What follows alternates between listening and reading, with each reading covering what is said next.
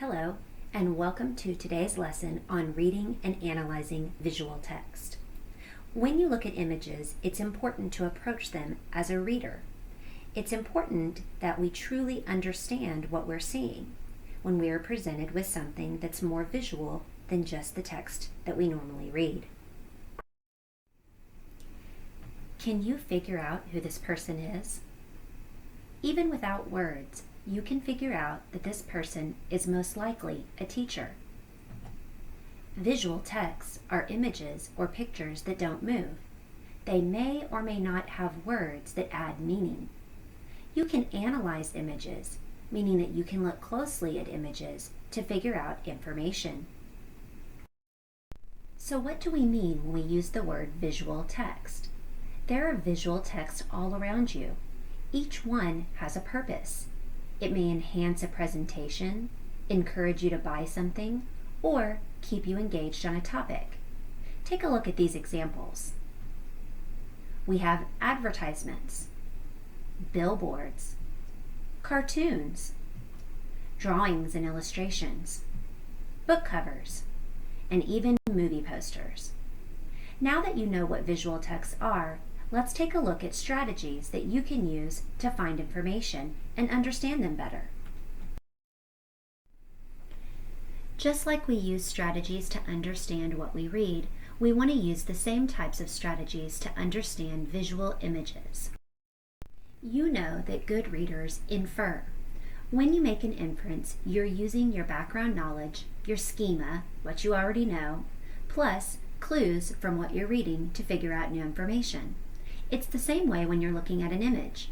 You want to think about what you know, what clues you see in the picture, and then make an inference. Inferences answer questions like who is in the picture? What are they doing? Where are they coming from, or where are they going? When is this picture taking place? Why is the event in this picture happening? And how is it happening? You also want to think about the big idea. Look for clues in the visual image or in the words to try and figure out what the image is all about. So why is this important? Why do we even need to learn this? Well, you know that we live in a visual world. We are constantly surrounded by images, advertisements, music videos, all of these things that influence the way that we think or try to influence the way we think. Companies often try to manipulate their audience. They want you to vote a certain way. Think of political cartoons or political advertisements. To believe a certain thing. So think about commercials that you see or billboards that you see on the roads. Or to buy something. Look at this advertisement right here. They're trying to convince you to buy their clothes because it's going to give you a new look and a new you. It's going to make you into a new person by having these new clothes. Everyone has a story to tell. In class, we've talked a lot about the author's purpose. You know that every time authors write a story, they do it with intent. They have a reason for writing what they write. These visuals are someone's story. Their perspective on the world is portrayed through the visual representation. Often these visuals are their view on a topic or their bias towards a subject. Just like when we talk about the theme of a poem or the theme of a literary work, these visuals also have a theme. So as we work in class on analyzing and thinking about the theme or the big idea or the author's purpose of the story, we really need to do the same thing when we look at the visuals, images around us. Take a look at this picture titled A Boy and His Dog. As you look at the picture, what goes through your mind? When you look at this picture, you might just quickly glance at it and think, oh, it's a boy and his dog. But then, as you take a longer look, you notice some details in the picture. Look at the way that it looks like his mouth is moving, like he's talking to the dog. He's leaning in close to the dog. He's holding the dog's leg. It appears that the dog is in the boy's lap. I also noticed that the dog looks relaxed and comfortable. The dog is content with the position he's in relationship to the boy. They seem close. It also looks like they're in a park and that the dog has some sort of scarf or bandana around his neck. Take a few more seconds to look at the picture. What are you thinking?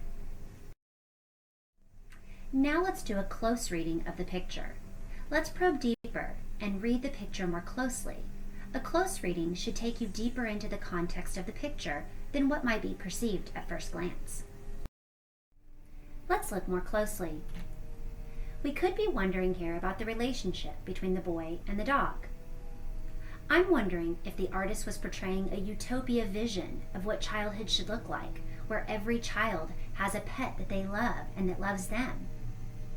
You might find absolutely no connection to this picture, as it might not show what you think of as an owner-pet relationship.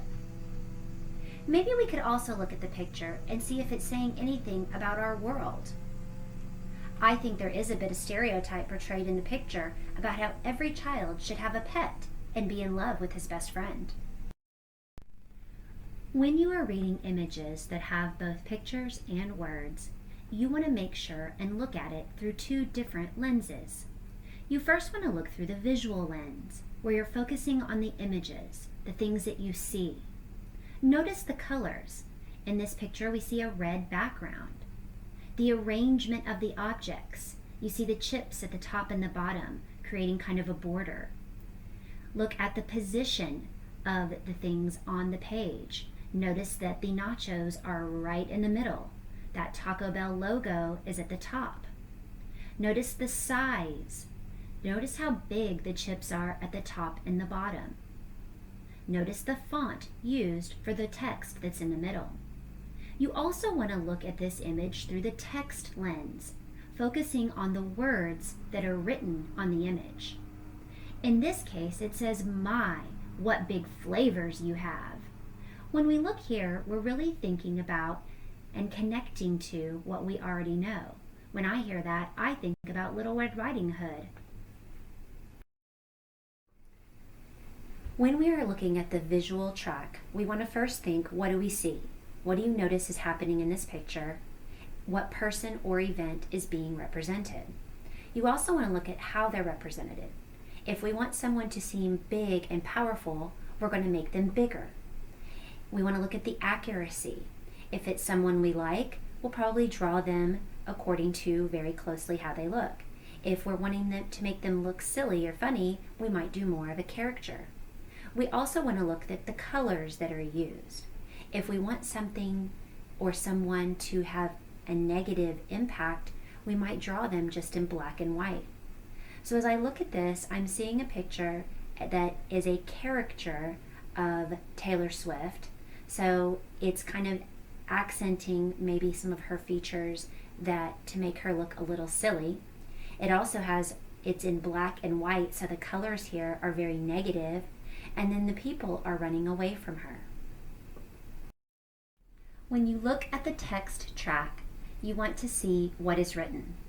On this slide, we see, look what you made me do. And then you see people running away and it says, why do you have to be so mean? Now we got bad blood. We are never, ever, ever getting back together. So you have to think, what is the tone? The words here, you have to think, are the words being honest? Are the words being sarcastic? If the words are honestly meaning what they say, then that is going to reveal the author's message. If the words are there, but they're kind of used in a sarcastic way, that's going to reveal the bias of the author of the text.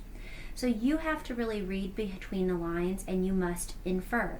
You want to use the visual track, the images that you see, and this text track together to infer that deeper meaning. Let's take a look at this cartoon. When you read a cartoon, you will need to spend more time with the third and fourth readings to determine the meaning of the picture and the accompanying text. You will also need to examine your feelings and thoughts about the cartoon and try to infer and understand what it means to you. Think about what this cartoon says to you. This is our first reading of the picture.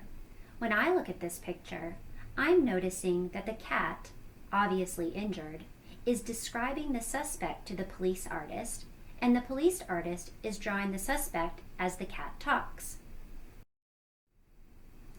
In the second reading, we need to think about how the artist shows us what the text says.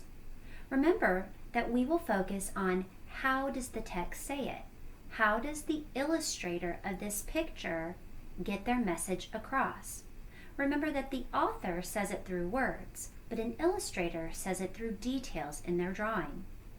Notice that the cat's hand is waving in the air as he describes the suspect. Notice the injuries of the cat and the suspect he is describing, the dog. Look at the context of the room the two characters are in. It is sparse, meaning there's not much else in that room, just the wood floor and the desk with the lamp. Notice the look on the face of the police artist and the ability of the police artist to capture what the cat is describing. On our third reading, we're going to ask the question, what does the text mean? I want you to think about what this text means. In this simple cartoon, the artist is trying to get us to smile and to laugh, so the author's purpose would be for entertainment. A process that's used in police work is made funny because it's a cat that is injured in describing the suspect, which is a dog. When considering the context of this cartoon, we know that it was written in the United States, where the relationship between the dogs and cats is considered oppositional. That is what makes us smile when looking at this cartoon.